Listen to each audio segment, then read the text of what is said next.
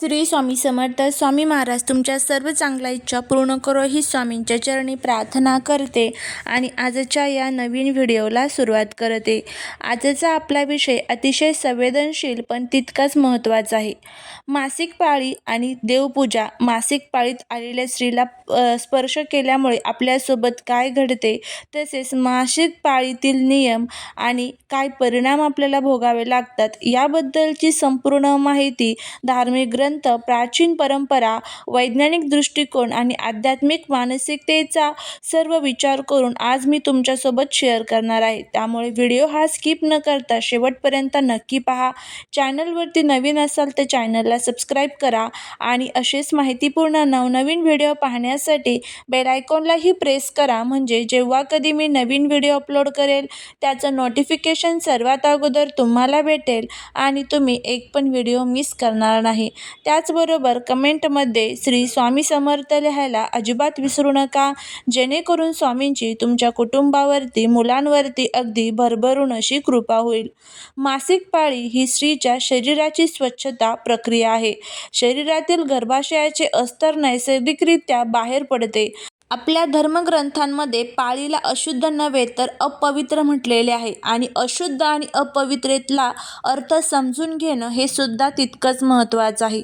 अशुद्ध म्हणजे घाण नाही आणि अपवित्र म्हणजे शरीराची ऊर्जा कमी असलेली अवस्था.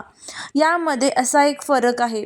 वैज्ञानिक दृष्टीने पाळीदरम्यान शरीरात रक्तस्राव होतो, रक्तदाब कमी होतो, ऊर्जा कमी होते, इमोशनल दबाव बदलतात आणि पचन मंदावते, वेदना व थकवा वाढतो. यामुळे स्त्रीला अधिक विश्रांतीची गरज असते. धर्मातील नियमही याच विश्रांती संकल्पनेवरती आधारलेले आहेत. मासिक पाळीत देवांना स्पर्श का करू नये? आपल्या प्राचीन काळात देवपूजा म्हणजे उपवास, स्नान, दीर्घस्तवन, दीर्घ वेळ बसणे, शारीरिक मानसिक शुद्धता. मात्र पाळीत शरीर ऊर्जा कमी असल्यामुळे स्त्रीला ही मेहनत होऊ नये म्हणून तिच्यावर दगडासारखे नियम लादले गेले. धर्मानुसार देवता म्हणजे ऊर्जा स्तोत्र. पाळीतील स्त्रीची ऊर्जा कमी, दोन्ही ऊर्जेचा विरोध होतो म्हणून देवांना स्पर्श नको. हा नियम धार्मिक ऊर्जेचा आहे, स्त्रीला कमीपणा दाखवण्यासाठी नव्हे.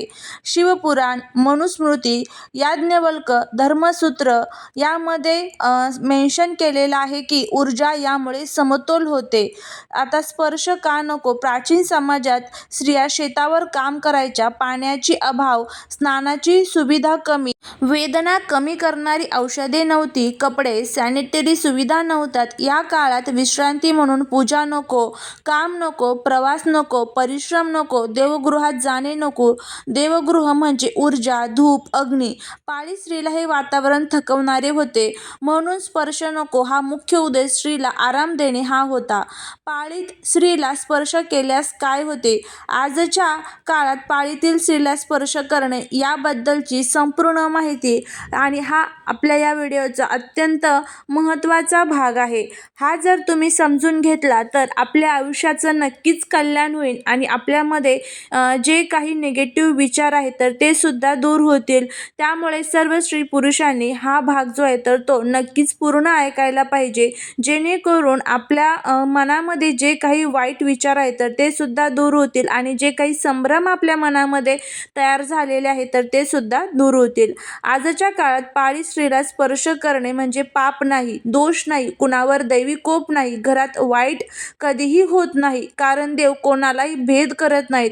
पूर्वी स्पर्श न करण्याचे कारण होते की स्त्रीला एकांत व विश्रांती मिळावी, तिच्यावर अतिरिक्त कामाचा भार पडू नये, कपड्यातील रक्तस्रावामुळे तिला डिस्कम्फर्ट होऊ नये, सामाजिक लाज व गोंधळ टाळावा.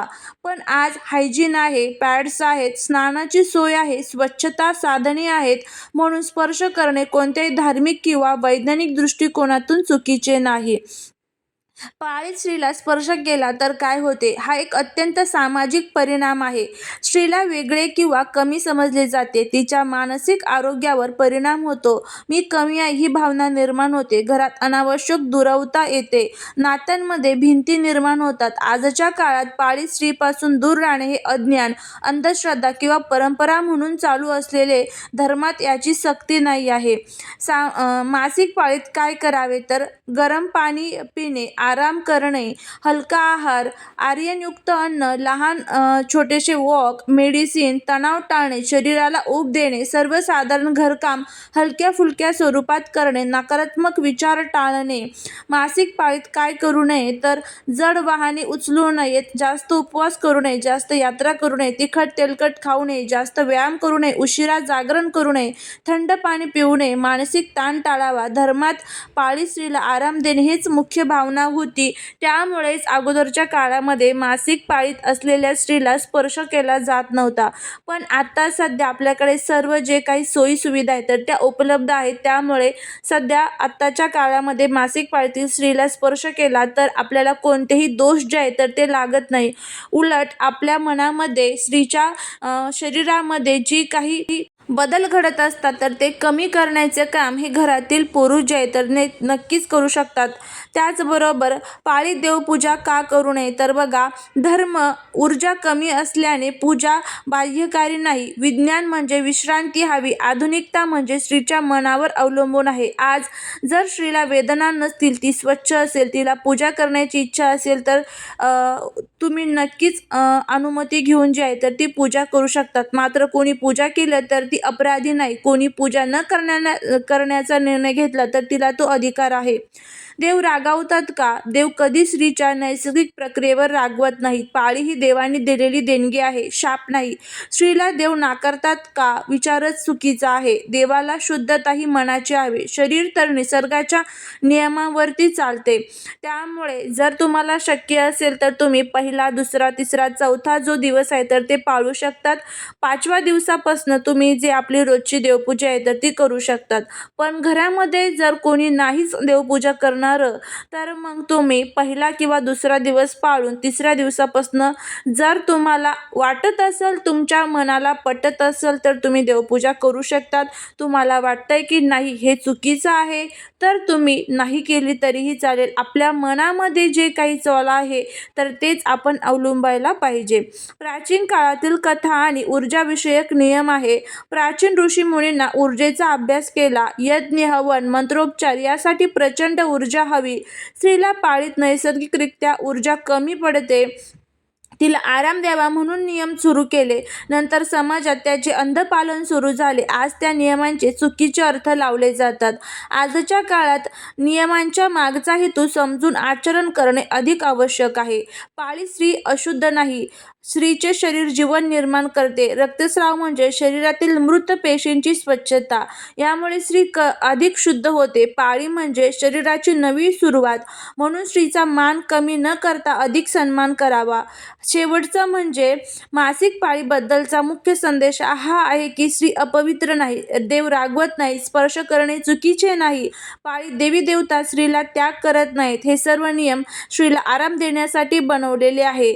आज आपल्याला स्वच्छता आहे, सुविधा आहेत, विज्ञान आहेत, स्वावलंब आहे. म्हणून परंपरेपेक्षा समजूतदारपणाने विज्ञान महत्त्वाचे मानले आहे. स्त्री ही घराची, कुटुंबाची आणि समाजाची ऊर्जा आहे. तिला देहशुद्धीतेने नव्हे तर मन, भावना आणि आदराने मोजले पाहिजे. हा व्हिडिओ तुमच्यापर्यंत पोहोचला असेल तर एकच विनंती, हा संदेश जास्तीत जास्त महिलांपर्यंत आणि कुटुंबापर्यंत नक्की पोहोचवा. आपल्या घरातून अंधश्रद्धा दूर करावी आणि ज्ञानाचा दिवा पेटवूया. जर तुम्हाला हा व्हिडिओ आवडला असेल तर लाईक, शेअर आणि सबस्क्राईब करायला विसरू नका. भेटूया पुढच्या एका छानशा नवीन व्हिडिओत एका नवीन माहितीसोबत. श्री स्वामी समर्थ.